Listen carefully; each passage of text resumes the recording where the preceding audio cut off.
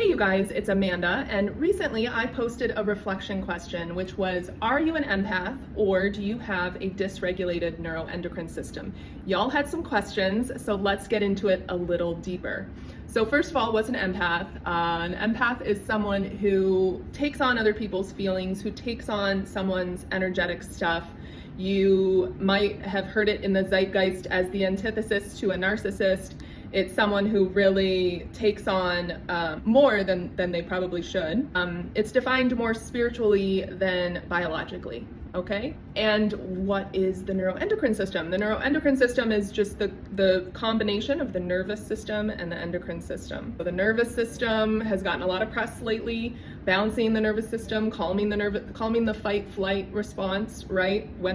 So that we can use it when we need it, and not live from that state.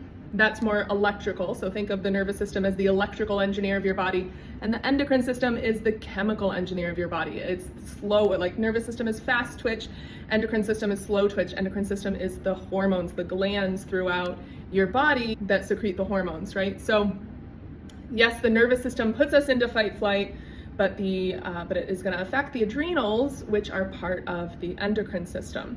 So I'm not going to go into a lot of scientific detail, but I am going to say that it's necessary to regulate both of them, that the majority of us are walking around with dysregulated nervous and neuroendocrine systems, and we misinterpret dysregulated neuroendocrine systems for being an empath.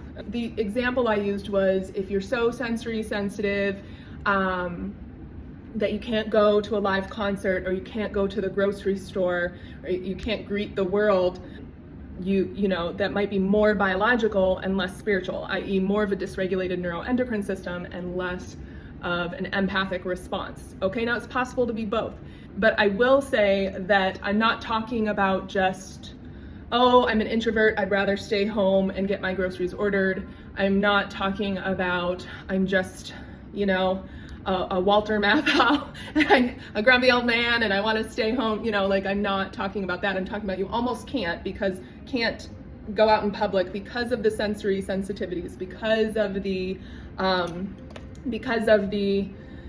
noise, like when I was knee deep in chronic illness, including a lot of sensory sensitivity, I couldn't focus on a conversation right in front of me because of all of the surrounding noise. It just was physically impossible. So that's kind of what I'm talking about. You almost can't function or operate.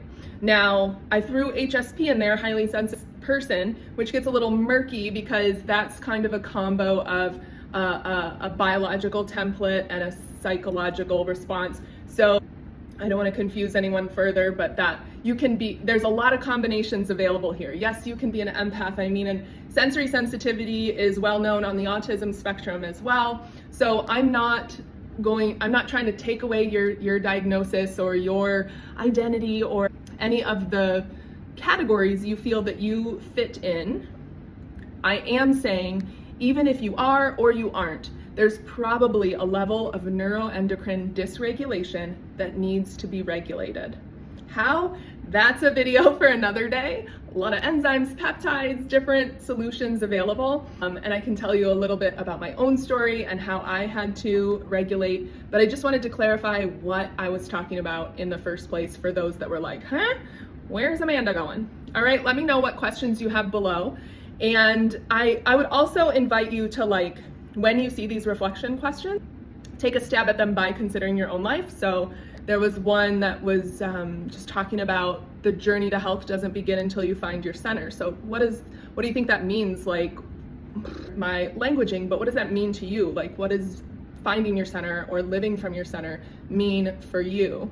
Before you ask me to immediately interpret, maybe consider like what it stirs up in you, what kind of feelings or triggers, or you know, what's popping up for you to kind of like stew on and stir the pot a little bit.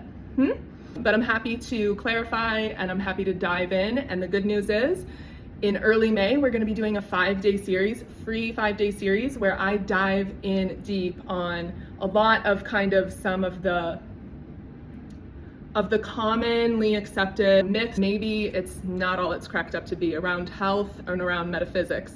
Okay, so drop a comment or DM if that's something you want to be sure to be notified about when it comes up. And I'll see you guys again soon for more of this.